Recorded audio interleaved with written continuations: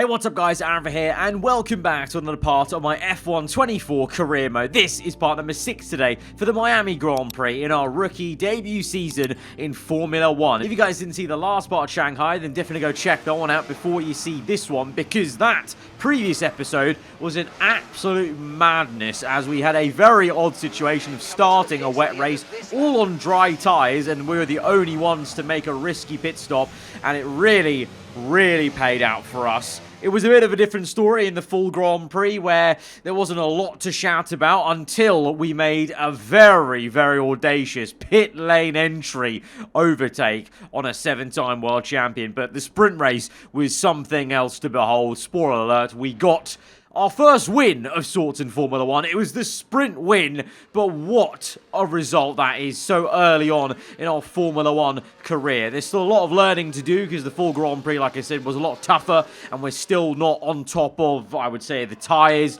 the engine temperatures, etc. But clearly we're doing something right with a result like that, and obviously taking our chances, so to speak.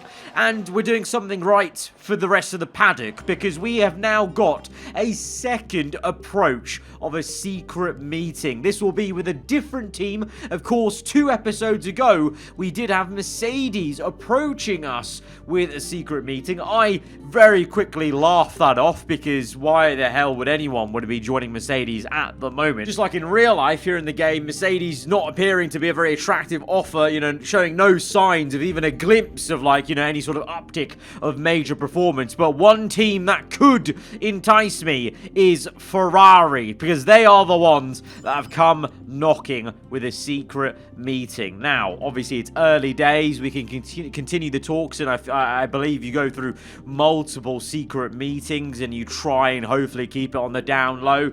And in my mind, obviously, I'm very happy right now with McLaren, but I feel like in Formula 1, you would be silly to not even have a conversation with Ferrari. Like, it's Ferrari. They just speak for themselves. When Ferrari come knocking, you answer the door at least to hear what they have to say. So whether this turns into anything, we shall see. Ferrari, Mercedes came to us, and I alluded to maybe they are looking to replace one outgoing Lewis Hamilton. Is Lewis Hamilton hard-coded to go to Ferrari in the driver transfers come at the end of Season 1? If he is, well, we're basically competing with Lewis maybe in these contract talks with Ferrari as they, weigh up their choices. But for now, I will continue the talks, and we'll see where it goes. And nothing has to come of it, but obviously it'd be silly not to have talks with Ferrari, because they're such a prestigious team, of course. Been scouring the socials and asking around, and I'm delighted to say that the team are none the wiser about us chatting with anyone else.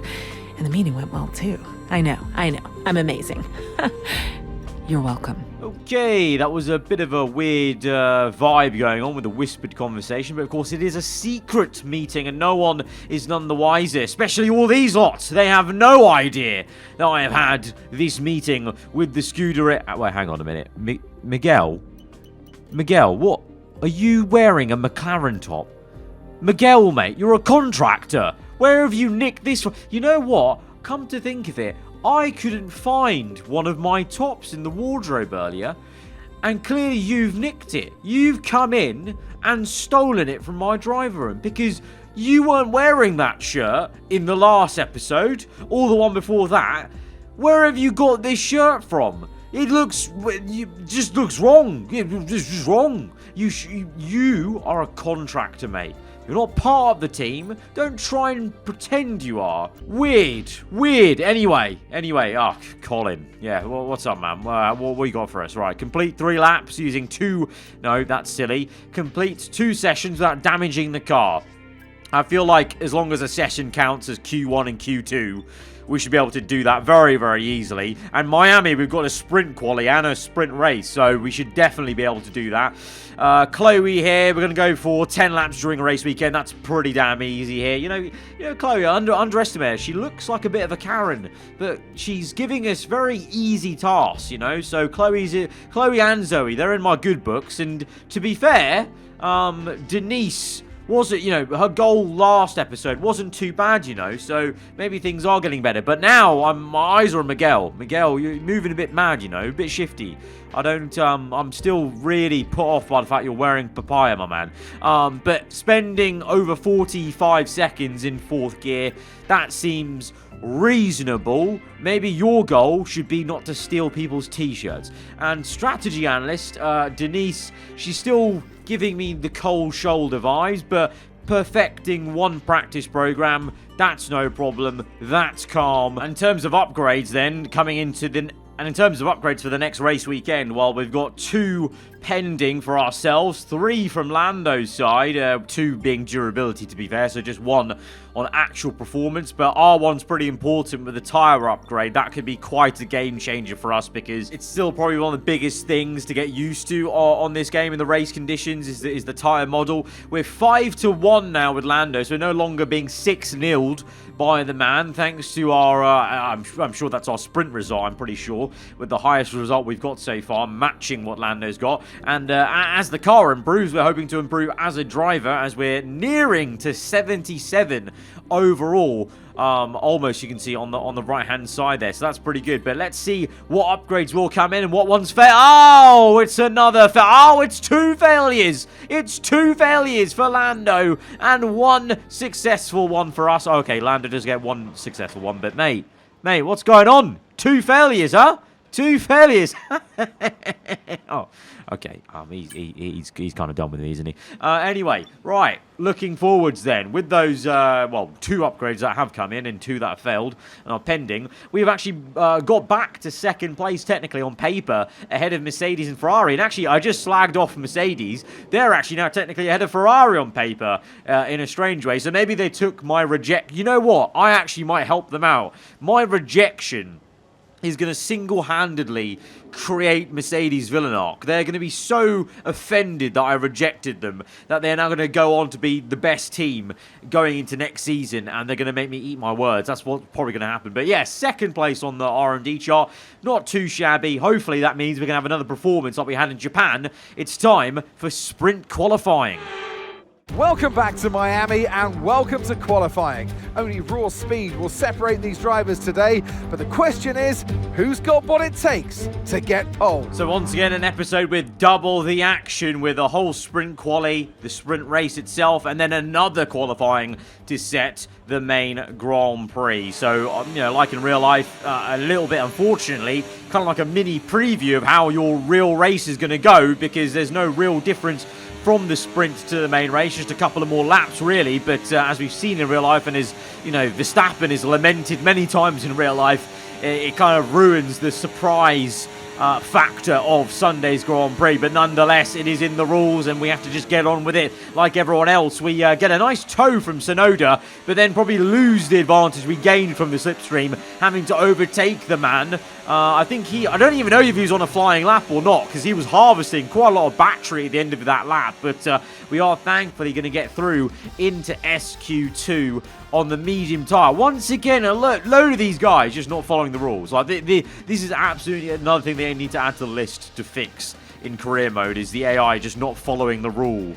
That is literally the official rule in Formula 1 of what tyres you can and can't use in the sprint quali. That's the only reason why sprint quali was even there, is because they were going to put these tyre rules in to mix it up a little bit, and using the secondary compounds, if you will, to maybe have some intrigue, because some teams do prefer the medium to a soft, depending on the circuit and the car, etc. So it can sometimes shake things up. And to be fair, it is shaking things up in terms of, even though some of these guys are using softs, we saw it in Shanghai.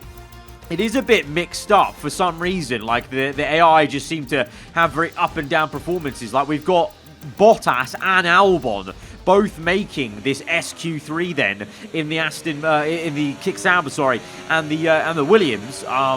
Surprised to see Albon up there, and even Bottas as well. And it's a really bad day in the office for Mercedes. I literally just jinxed them. I talked about them having a villain arc. Well, Hamilton got knocked out in SQ1, and Russell's been knocked out in SQ2. So commentators cursed them out of the entire picture then as we come to SQ3. What can we do? Lando is P9. We We were P10, not setting a lap yet, and we've only gone up to, well, I say only, we've gone up to P7, which is actually pretty solid, and Lando's P10, and look, what did I say? Look at those times. We've qualified P7, but we're 1.8 seconds off Verstappen. What is up with sprint qualifying?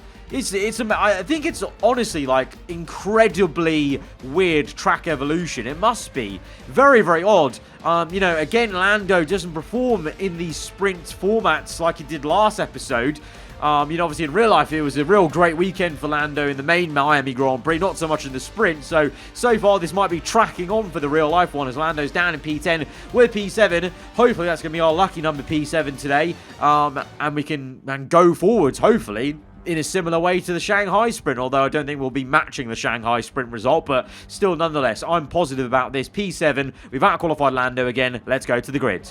Right, mate, I know it's hot in that cockpit, believe me, but your tyres are even hotter than that. You've got to work really hard today to keep them cool, otherwise we're going to suffer with our performance. Ah, yes, very hot in the overcast conditions here at Miami, Mark. I'm not too sure about that one, but to be fair, knowing the game, it probably still will be an issue in terms of temperatures, so that's maybe not a great sign that our engineer's actually calling out the tyres for this one as we go to 5 red lights, and we're underway for the Miami sprint. It's a horrendous start for the pole man, Max Verstappen. Could Leclerc go round the outside? Oh, him and Perez make massive contact. Can we get down the inside? No! Oh, we've been clipped by Perez, and we were way too audacious there.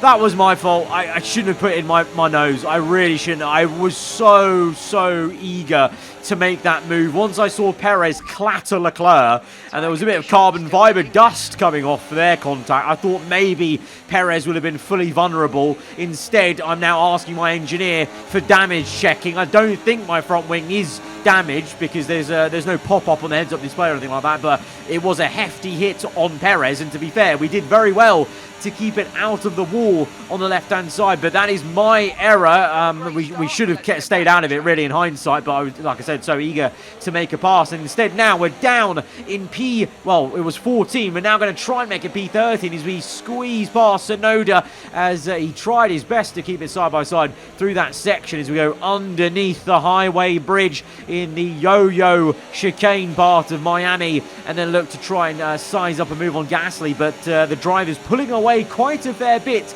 in the acceleration zones here at Miami. We're using a lot of battery here with overtake mode, then to hot lap, then to none, as Gasly is also harvesting battery at the end of this race. Can we go around the outside of the heavy Alpine? I think we can, and get up into P12, but very overcast conditions, so I'm really not too sure about temperatures being an issue, but we shall see. But we've now got a lot of work to do from P12.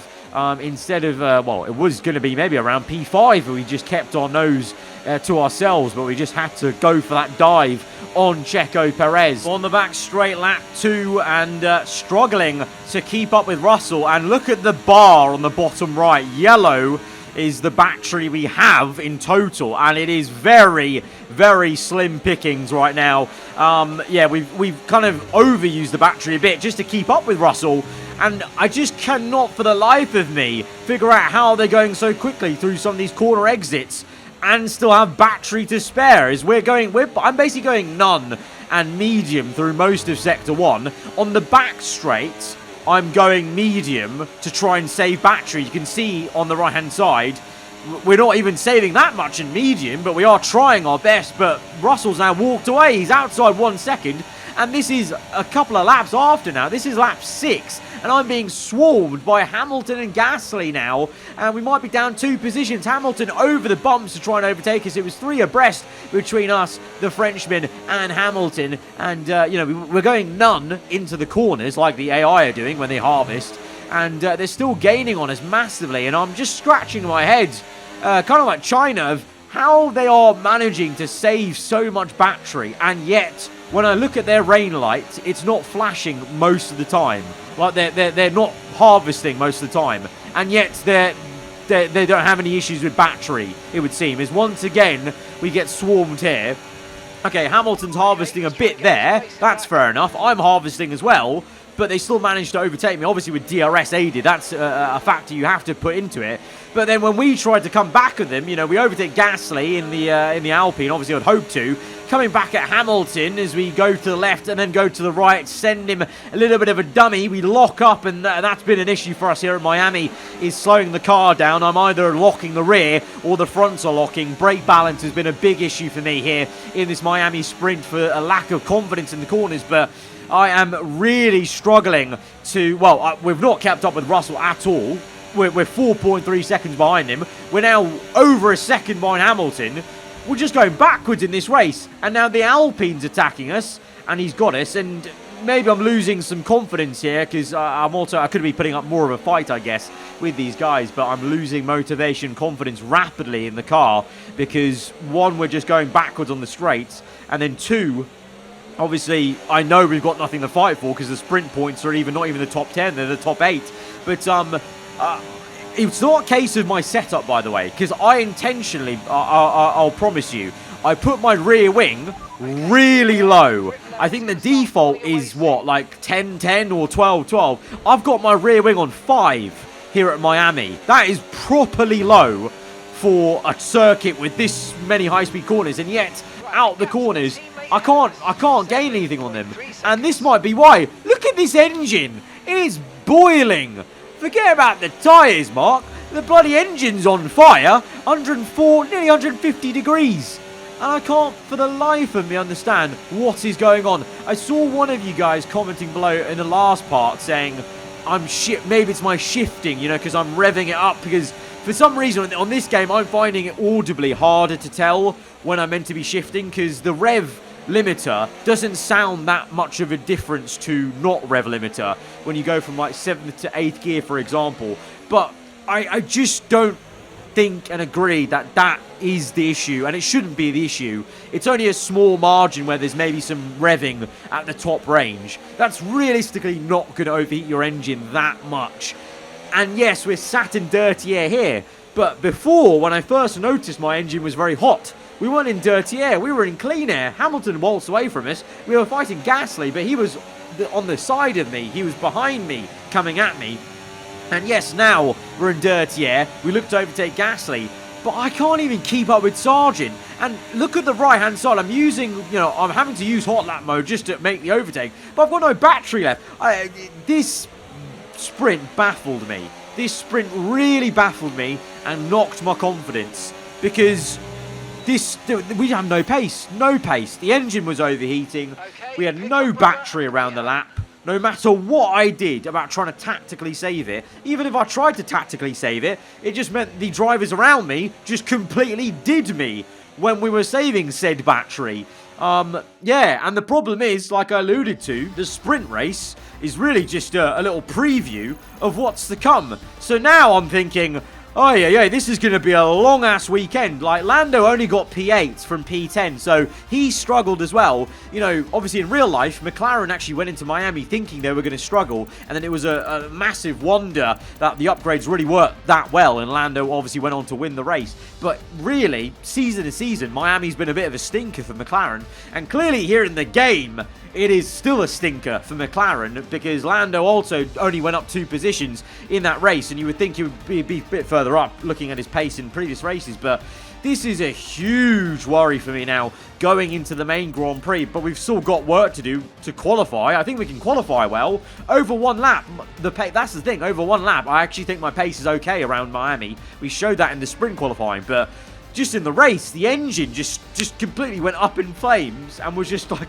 147 consistently. The tyres weren't even an issue, like Mark was saying. It's the bloody engine. And welcome to qualifying. Only raw speed will separate these drivers today, but the question is, who's got what it takes to get pole? So we go into another overcast session here at Miami. It is actually looking even slightly darker somehow here on the Saturday for full qualifying then for the Miami Grand Prix. Going into it with a bit of a weird mindset, knowing, yeah, we could do well here, but the race is where it's going to matter, and off the sprint, it could be a real world of pain. But here we are then onboarding Q2. Q1 was a formality for us, and now we're going to see how we can do in the second part of quali here, all on the soft tyre, with the tyre allocation being a bit different to the sprint, to the normal race weekend, as we go up into P7, which is a solid first lap there, and I'm hoping will be our one and only lap to get us through into Q3, and it is, and it's a big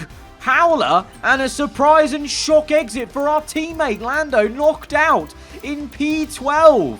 So, well and truly, the McLaren is having a stinker time here at Miami in-game, compared to real life, of course, in very stark contrast to real life. We did not have a massive upgrade package going into this one, and it's is it just me or is it incredibly overcast now? My God, we've turned down the brightness by about 50 here as we get a bit of a tank slapper over the curb. That's going to cost us some time, and this is our one and only lap. We only have one set of new soft tyres to use, so that mistake could cost us some lap time as we navigate our way through what looks like to be an oncoming hurricane or weather storm coming in Miami. But I think it should actually be all dry, ironically, for the race on Sunday. But we come across the line, and even though we made it into Q3, Lando will probably be looking at the result and going, oh, it doesn't matter too much, because we qualified P10, 1 second off Max Verstappen, and we got beaten by Albon, which is a bit worrying, to be honest. We got beaten by Williams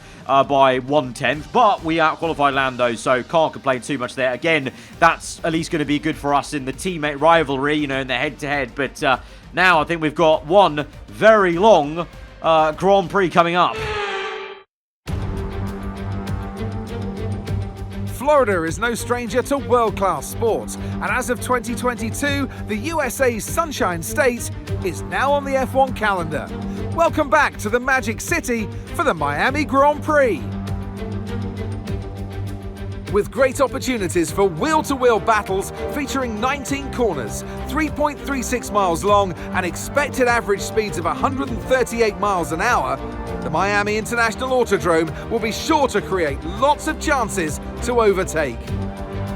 It's time to see how our drivers are stacking up after yesterday's exciting qualifying session.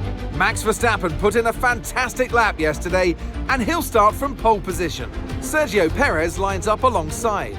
Moving on to the rest of the grid, we have Fernando Alonso, Russell, Stroll, Leclerc, Sainz, Hamilton, Albon, a McLaren, Joe, Norris, Bottas, Sargent, Gasly, Ocon, Ricciardo, Hülkenberg, Magnussen, and Yuki Tsunoda. It's almost time for the lights to go out, so let's head down to the track where preparations are underway. And alongside me in the commentary box, my old friend, Anthony Davidson. Now, we had great fun watching them win last time out. What a great victory it was. But can they carry that into today's race? It's the important one, isn't it, Crofty? You've done it once, can you do it again? But, you know, if you start believing in yourself and the confidence starts to build, that inner confidence is what you need. And you can carry that through to future races, including this one, and you set that ball rolling. That's the critical thing that they're looking for here. And I believe if you've got that first race win or a win at any stage, it can start to roll with you in a good way. Okay, mate, I know it's tough in there, it's hot in that cockpit, but your tyres are even hotter, so you're going to have to work extra hard to keep them cool. It matters for performance. Forget about the tyres, Mark. The bloody engine's going to be too hot. You've not even mentioned the engine. What happens if the engine literally combusts because it's so hot? Did you ever think about that, Mark? Then the tyres won't really matter too much. God, absolutely useless today, Mark. Bloody hell. He's just plainly not even... He's not even acknowledging the engine problems. All he cares about is the tyres this, the tyres that. I don't care about the tyres, mate. The tyres are fine, actually, in the sprint. And he's still going on about the tyre. I'm going to lose full. The guy's banging on about tyres. Give me strength this race. Give me strength. I have a really bad feeling this is going to be a long afternoon. We're starting on the hards because I'm really hoping that this hard tyre meta that I think could be a thing will help us today like it did in Jeddah, and we can go longer. Hopefully the tyre wear kicks in around lap 10, and then we can maybe be cooking a little bit as we go to 5 red lights. The Miami Grand Prix proper here, lights out and away we go. It's a very slow start for Albon and Leclerc. A few cars getting caught up there. Russell nearly getting rear-ended by the Ferrari. We go around the outside of Lewis Hamilton. We're not going to dive down the inside of Carlos Sainz. We learn from our mistake in the sprint versus Perez. It was a very similar situation there, and this time I learnt and did not stick my nose in, but we are going to defend against Hamilton. As you can see, oh, look at that, Leclerc trying to go around the outside of Russell to the inside for the next left-hander. This is a ding-dong battle between Russell and Leclerc. Sainz watching on. It could be 2 Ferraris versus the Mercedes car. Meanwhile, Verstappen leads the way, surprise, surprise, but Fernando Alonso in a checkerboard of Red Bull and Aston Martin. I didn't even really clock that. Aston Martin, did they really make that many upgrades going into this race weekend? No, I'm pretty sure they didn't, but they're looking amazing. This just might be a circuit that really suits them as we defend against Lewis and watch the fight going on between Sainz and Russell. Leclerc has got the Mercedes car, and Sainz now fancies getting past, as once again Ferrari looking the better team, but there's a different player that's entered the game. Obviously, we've seen Alonso be pretty quick in these races already, but the fact that Stroll's up there in P4, showing the Aston Martin genuinely has some good pace around. Oh my God. It's not even been a lap, and the engine is 145 degrees. I'm sorry. Usually, I like to commentate this and try and, pretend like it's a real race, and, try and put on a good commentary. I've got to commentate this one like I'm just a gamer playing this race, because the frustration I had driving this race knew no bounds. I have not been this pissed off at the F1 game in a career race since like F1 22, and that's the problem. The AI here were giving me massive F1 22 vibes. They just kept pulling away from me out of every exit like it was that F1 22 AI at the start of that game cycle. And the engine overheating, and it's not even the end of lap 1. That's not realistic at all. What is up with that? What is going on? Mini fourth wall break aside, let's get back to the racing action though, because Fernando Alonso isn't overheating his engine. He's actually feeling pretty good in the Aston as he fakes to the left a little bit and then jinks to the right to try and go round the outside of Verstappen. This is another great scrap between these two. We saw them go real hammer and tong at it at the Australian Grand Prix. Now here in Miami, Alonso looking to take the lead in front of the American crowd. Verstappen's on the outside. It will be the better racing line for the next section. So let's see, will the Red Bull be squeezed out? Will Alonso shut the door? He's got a great exit. Oh, he's actually fully got ahead of him there. He jutted over the curb, did you see? He got a real good line through there. That was very, very solid from Alonso. And Stroll's ahead of Perez. So the Aston Martins are respectively beating their Red Bull rivals, Stroll ahead of Perez, Alonso ahead of Verstappen. Meanwhile, we are absolutely putting the suspension arms to the test there. The amount of yaw that was in the car through that camera shot. And, well, it's lap 3. And Sainz is 2.4 seconds ahead of us. That tells you all you need to know about the race pace, or lack thereof, that I've got in the car right now, to the point where I just let Lando through because I hope he can overtake Hamilton, and I'm just hoping I can re-overtake Hamilton now once he gets done by Lando, but it's not looking great. Already there are, signs it's going to be like the sprint where even if I do save ERS, I'm just going to be using it to keep up with cars, but I can't actually use it to permanently overtake any cars and then pull away and try and chase after Sainz and, regain some time we've lost here.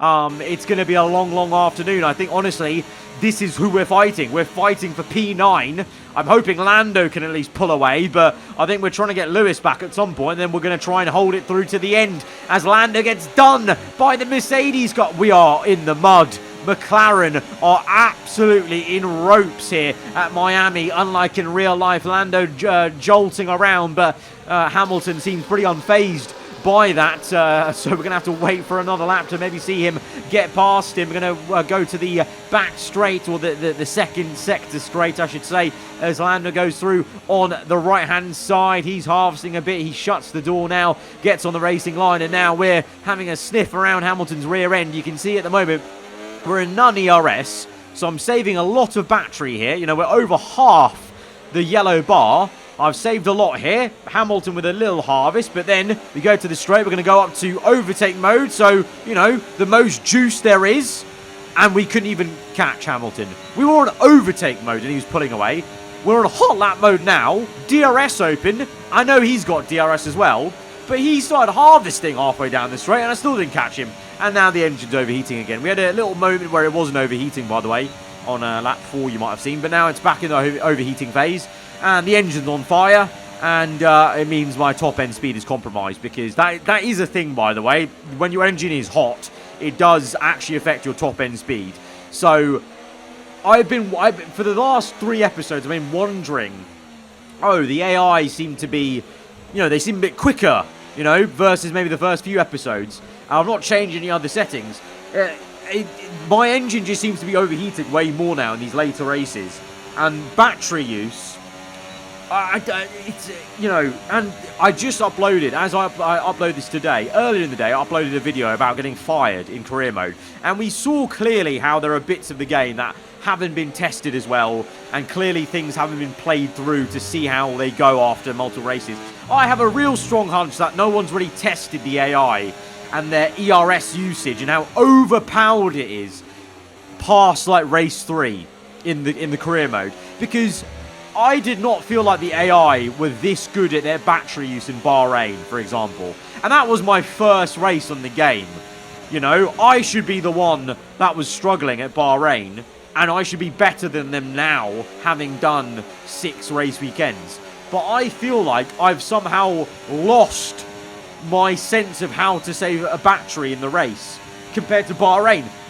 Casting minds back to Bahrain, I had no problems. I had a lot of battery most of the time to attack AI cars, whereas now I'm struggling. I'm having to overuse battery just to keep up with Hamilton here.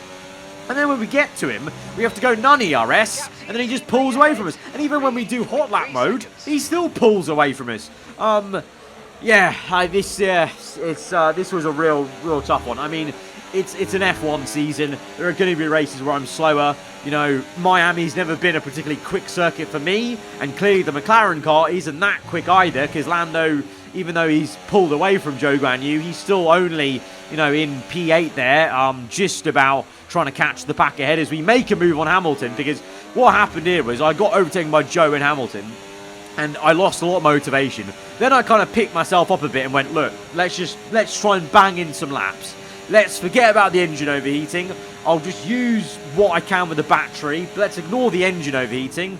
Let's mentally just think it's not overheating, and let's just really wring the neck out of the car. And that's what I did. So we did gain some time, and the last lap, 1:30.557, was our quickest race lap of the entire stint. So it did kind of work mentally, trying to forget that the engine was overheating and we were not that quick. And it worked for me to get back ahead of Zhou Guanyu, but the problem is now we're 3.8 seconds behind behind Lando, and I'm not going to catch him because there's just no way I can with the acceleration all the drivers have on me and the battery use, as we see Verstappen and Alonso swapping again. That was, by the way, and they seem to be loving a good old fight in Sector 1. It's Perez then from Leclerc. Stroll is slowly losing pace as his tyre wear maybe kicks in, and Lando is now only 1.3 seconds behind the pack, tail-ended by Carlos Sainz. So at least that's good for Lando's sake that he's able to actually catch the pack ahead of him, but at the moment, as it stands, I am unable to catch the pack ahead of me. And, you know, so far in the series,